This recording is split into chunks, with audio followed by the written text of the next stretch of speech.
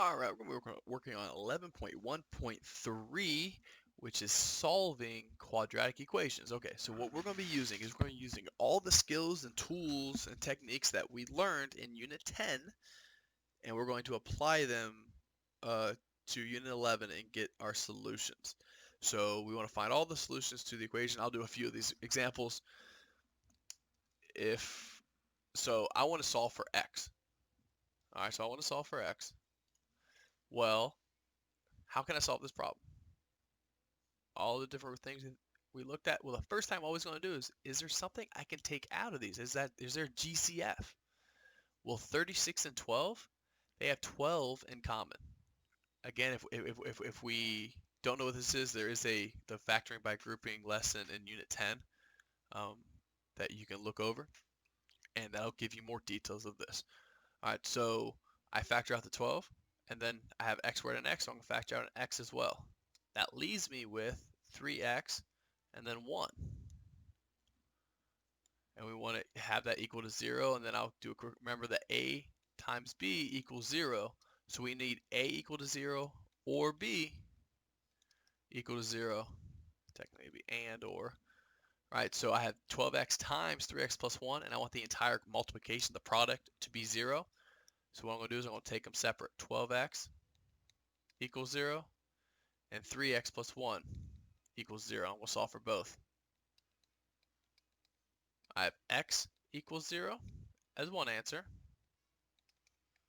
I'm going to subtract 1. I'm going to have to rewrite this. 3x equals negative 1. Divide by 3. Divide by 3. X equals negative 1/3. So these are my two solutions to this problem. X equals negative 1/3 and x equals 0. I use factoring by grouping to do it. All right. Now for question 3.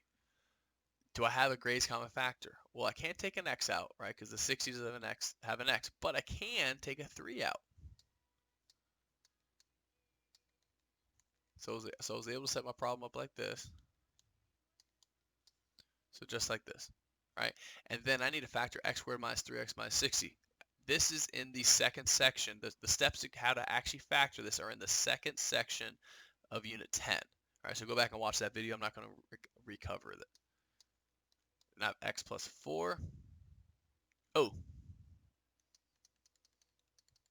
getting ahead of myself here. What did I do wrong? I didn't factor out the 3 out of the 60 or the other 3. This should be minus x. This should be minus 20. Why did you guys stop me? All right, so we got x squared minus x minus 20. Now I'm going to go ahead and factor it. Now it's going to make sense. It's going to be x plus 4, x minus 5. And again, I need to find my solution. It's going to be the opposite. Find my zeros. X equals negative 4. X equals positive 5. There are my solutions. I'm done. All right, let's do question 5. All right, now I think this could have us do perfect square trinomials. We could solve this using perfect square trinomials. But personally, I don't want to do that. Perfect square trinomials are cool. They are effective. They work. If you are able to notice them quickly, it'll make life so much easier, right? A little bit. But the time you spend on that may not work. And actually, I don't even know if this is a perfect square trinomial. I guess what I'm going to say, I guess ignore everything I just said, but I do everything the same way. The special cases I don't pay too much attention to, I guess. I'm going to add 6 to both sides. Add 6 to both sides. And I'm going to see if I can just factor this normally. I might just go on a spiel for no reason. That's fine. I'm going to see if I can factor this normally. Again, that's the second section of Unit 10. I can factor this. And it will be, x minus 6, x minus 3 equals 0. So that means my solutions are going to be a positive 6, right? Always opposites, and positive 3. That's it. All right, I'll do 7 and 9 and 10. I'll do 7, 9, and 10. All right, so the first thing I do is I'm going to subtract the 6 from both sides. So I now have 2x squared plus 5x minus 3 equals 0. Now I need to, I think this is the third section of unit 10, so 10.3. The video covers how to do this stuff. So now I'm going to need to multiply a and c and have a new trinomial. It's going to look like this. I need to factor this, which would give us x plus 6, x minus 1 equal to 0. Then I need to take that 2, I need to put it back in. Then I need to take any GCF that I find out. And again, this is all covered in the video in section 10.3. Take a 2 out here, I'm x plus 3. I can't do anything with that. 2 switch 2x minus 1. And then the last step of this is I could just basically get rid of the 2. Alright, so this is my factored. And what I need to do is now I need to find my roots. Well, I have x equals negative 3 is 1, right? It's just the opposite of this. X equals negative 3. The other one I need to write out, 2x minus 1 equals 0. I need to solve. Add 1, add 1. 2x equals 1. Divide by 2, divide by 2. X equals 1 half. Cool. Those are my two solutions. X equals negative 3, x equals 1 half. Perfect. Question 9. I gave anything set up this way. First step, I'm square rooting both sides. How do you get rid of a square? You square root. Now, when you square root a number, you need to make sure it's plus or minus, right? Because 10 squared is 100 and negative 10 squared is 100. So I took the square root of 100. I had to put a plus or minus in front of my 10. All right. And then minus 3, I have 2x equals negative 3 plus or minus 10. Then I divide by 2.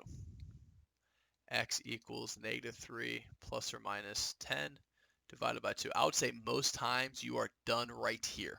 I think most problems you're going to be done right here and they'll accept it. If they need you to go further and actually get the answers, this has two separate solutions. This has x equals negative 3 plus 10 divided by 2, which is going to be 7 divided by 2. And then I have x equals negative 3 minus 10 divided by 2, which is going to be negative 13 divided by 2. So these would be the two solutions. However, this right here is probably going to be an answer a lot of times too.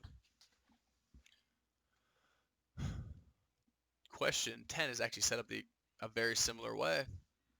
It just has less with it. All right, we're going to square root both sides.